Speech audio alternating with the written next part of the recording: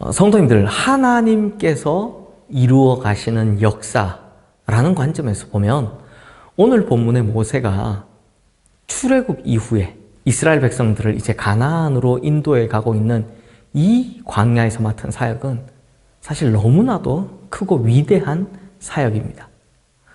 왜냐하면 430년 동안 노예로 살던 민족을 이끌어내서 가나안 땅으로 인도해 간다라는 것은 민족의 미래를 바꾸는 것이고 하나님의 역사의 틀을 바꾸는 굉장히 중요한 사역이기 때문입니다. 하지만 이건 굉장히 위험한 일이기도 했습니다. 어제도 보았듯이 아말렉과의 전투 같은 일들이 계속 일어날 거고 또 지금까지 그래왔듯이 불평과 불만을 일삼는 동족들이 언제 자기에게 돌 던질지 모르는 일이기 때문입니다. 그래서인지 모세는요, 안전을 위해 자기 가족들을 자기 장인의 집으로 보냈던 것 같습니다. 그런데 그 장인인 이드로가 모세 아내와 자녀들을 데리고 그러니까 보냈죠. 그런데 다시 모세를 찾아오는 장면이 바로 오늘 본문의 이야기입니다. 성도님들, 모세 장인은 이드로죠. 이드로는 직업이 제사장입니다.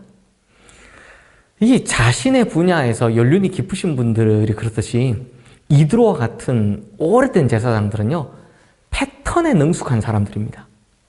예를 들어 죄에 관한 이야기를 하면 사람들이 잘 저지르는 죄는 어떤 종류가 있는지, 또 죄가 어떤 패턴을 가지고 우리에게 다가오는지, 죄의 원인이 무엇인지를 경험적으로 많이 아는 사람인 거죠. 그러므로 자신의 사위인 모세가 지금 어떤 상황 속에서 어떤 고민을 하는지 잘 알기에 다시 모세의 가족을 데리고 모세를 찾아온 것입니다. 이걸 겉으로만 보면 가족 상봉의 감격적인 장면처럼 보이지만 그 이면에는요, 모세 스스로 자기 내면을 돌아보게 하려는 장인의 지혜로움이 있다라는 것을 깨달으셔야 합니다. 왜냐하면 모세는 자기 가족들을 보면 자신의 옛날이 생각나지 않을 수 없기 때문입니다. 먼저 자신의 아내 시보라는 모세가 애굽에서 도망쳐 나와서 갈 곳도 없고 삶에 대한 희망도 잃어버렸을 때 이 광야에서 만난 자기 아내 시보라를 통해 놓아버렸던 희망과 삶을 다시 시작하게 됩니다. 만약 쫓겨난 그 광야에서 이 아내를 만나지 않았다면 나는 왕자의 자리에 있다가 쫓겨난 비참한 신세가 되었으니 스스로 목숨을 끊었던지 혹은 절망 속에서 무언가를 새로 시작할 수도 없었을 텐데, 그런데 이 여인을 통해서 광야에서의 새로운 삶이 시작되었고 그로 말미암아 오늘 이 백성을 인도하는 위대한 지도자로 세워졌다라는 것을, 그 인생의 과정을 돌아보게 된 거죠. 즉 자신의 새로운 출발을 돌아볼 수 있게 하는 사람, 그 사람이 바로 자기 아내 시보라인 것입니다. 그리고 또 두 아들이 있습니다. 첫째 아들은 3절 말씀에 나오는 것처럼 이름이 게르솜입니다. 그 이름의 뜻이 내가 이방에서 나그네가 되었다입니다.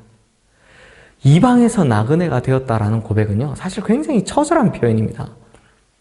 이방이라는 곳, 그 이름 자체만으로도 어려움이 느껴지는 곳인데, 나그네라고 하는 것은 자기한테는 어떤 소망도 가질 수 없었다 이런 거죠. 이전에 광야에서 쫓겨다니던 나는 정말 외롭고 소망조차 없었던 존재, 이 첫째 아들의 이름을 통해서 표현하고 있는 것입니다. 또 둘째 아들의 이름은 4절 말씀에 나오는 것처럼 엘리에셀입니다. 이 이름의 뜻은 내 아버지의 하나님이 나를 도우사 바로의 칼에서 구원하셨다입니다.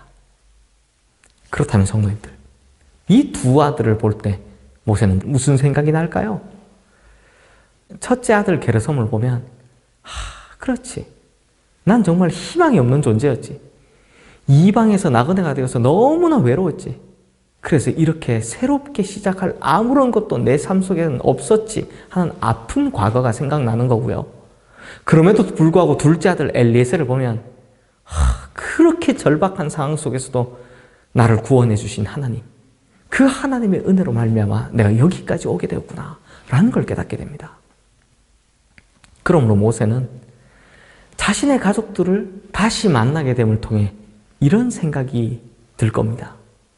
사실 나는 여기까지 올 수 없는 존재였는데, 나는 희망이 없는 존재였고 아무 가치도 없는 존재였는데 하나님께서 나를 구원해 주셔서 오늘 여기에 이 큰 민족의 지도자라는 자리까지 오게 하신 것을 보면 내 삶은 하나님께서 주신 기회요, 선물이요, 은혜로구나 하는 이 사실을 깨닫게 되는 것입니다.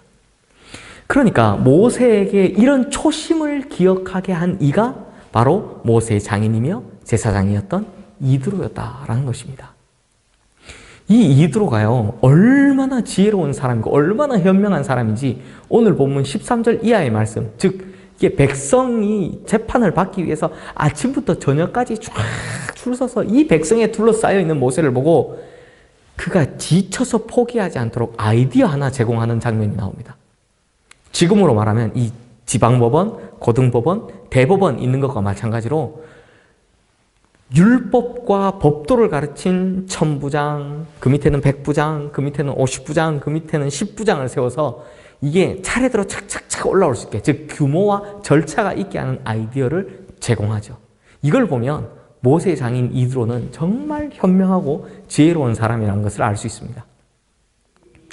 사랑하는 성도님들, 우리도 인생을 살다 보면 때로는 어려운 일을 만나기도 하고 때로는 속상한 일을 만나게 되기도 하고 또 나의 정체성도 소망도 다 잊어버리기도 하지만 그때마다 우리의 사명과 우리 삶의 길을 중단하지 않도록 끝까지 아름답게 하나님께서 주신 길을 갈 수 있도록 우리 자신들을 일깨워주는 그런 사람, 때로는 격려하기도 하고 때로는 가르쳐주기도 하고 때로는 새로운 길을 갈 수 있도록 우리 마음을 새롭게 하고 다져주는 그런 깨달음을 주는 사람이 우리 주변에, 우리 옆에 있다면 얼마나 좋겠습니까?